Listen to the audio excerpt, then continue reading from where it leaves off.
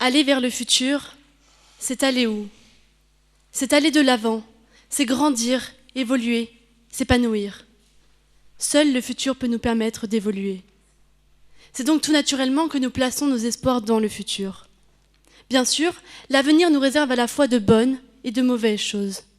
Mais si l'on veut vivre, il faut aller de l'avant et non à reculons. Ce que l'avenir nous réserve peut nous combler et embellir notre vie, tout comme elle peut la détruire. C'est pourquoi il faut se montrer prudent, maintenant, au présent, car le présent prépare l'arrivée de l'avenir. L'avenir demeure un mystère. On ne maîtrise pas l'avenir. Nous ne pouvons pas maîtriser l'avenir. C'est un secret qui nous échappe. Et pourtant, ce mystère, c'est notre chemin. Qui mène nous? On ne sait pas d'avance. Et c'est un mystère unique pour chacun de nous, car chaque être vivant, chaque homme, chaque femme, chaque enfant a son parcours bien à lui. Mais il faut le trouver. Et trouver son chemin, trouver sa voie, peut être très dur. Une pente à monter, une montagne. Pour certains, une voie sans issue. Mais nous avons tous un chemin tout de même. Un destin, une vocation, pour certains peut-être. Mais nous avons tous à nous tourner vers le monde, parce que ce monde doit être construit par nous, par des êtres humains curieux, par ceux qui n'ont pas froid aux yeux, comme on le dit couramment.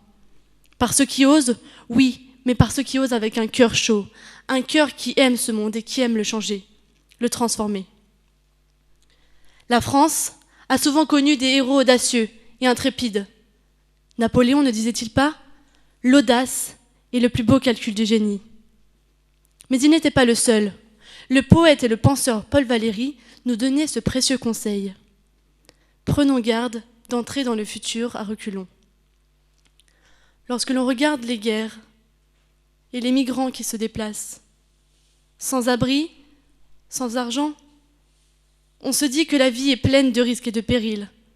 Mais lorsque l'on voit des familles se tenir la main, marchant vers un avenir sans certitude, on est obligé de se rendre à l'évidence incontournable. L'espoir fait vivre. Car dans la vie, il faut constamment prendre des risques. Les soldats et les policiers le savent, mais ils ne sont pas les seuls. Les grands sportifs le savent. Mais ce que ces grands sportifs nous apprennent, c'est la passion pour le risque. Nous risquons le tout pour le tout. Nous risquons en équipe. Nous prenons des risques à aider les uns les autres à entrer dans l'avenir, pour survivre. Car l'individualisme tue et la communauté fait vivre. Nous survivrons dans le futur, ensemble ou pas du tout. Le chacun pour soi, c'est la mort, mais c'est aussi le désespoir. Le moi, le moi d'abord n'est pas une solution. C'est le pragmatisme des pessimistes, de ceux qui ne croient pas à l'humanité, qui ne croient pas en nous. Et la France est du côté de l'humanité. La France est du côté des droits de l'homme.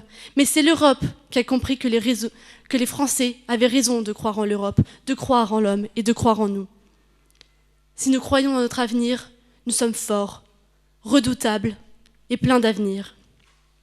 Sinon, c'est l'échec, le désespoir. Et l'Europe et la France sont du côté de l'espoir. C'est l'Europe tout entière qui décidera du destin du monde, disait De Gaulle en 1965, il y a plus de 50 ans. Est-ce vrai aujourd'hui? On peut en douter. Nous connaissons de graves problèmes en Europe. Alexis Tsipras, le Premier ministre grec, nous rappelle que l'avenir est incertain pour notre génération. Et en France, si nous regardons autour de nous, que voit-on? Chômage?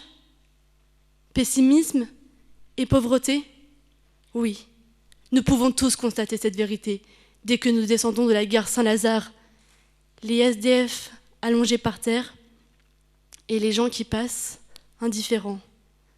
Mais nous voyons aussi des gens ambitieux, pleins d'espoir, animés par des projets formidables. Il faut regarder autour de nous. Quelles sont les possibilités? Quels sont les risques? Nous voyons tous les problèmes liés au travail et au logement. Nous n'allons pas tous connaître la paix et l'épanouissement peut-être.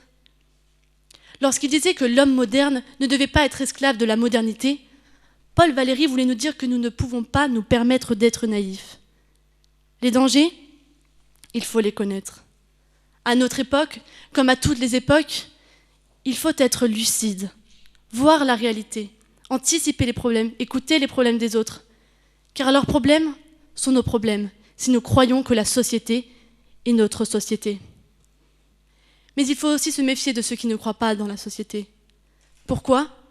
Parce qu'ils n'essaient pas de rentrer dans l'avenir. Ils essaient de protéger leurs intérêts et de se réfugier dans le présent. Ils ne sont pas dans le partage.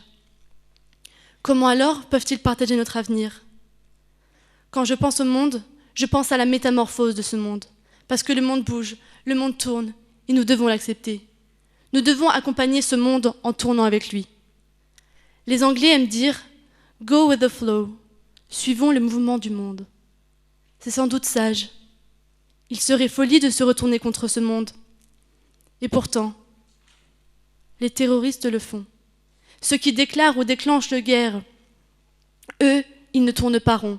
Ils ne tournent pas avec la terre qui n'arrête pas de tourner. Certains vivent dans l'instant présent. Just be, just do it, nous disent les publicités. Mais l'avenir n'est pas là. L'avenir ne se consomme pas. Il faut le préparer. Ce sont les jeunes, je crois, qui vont changer ce monde.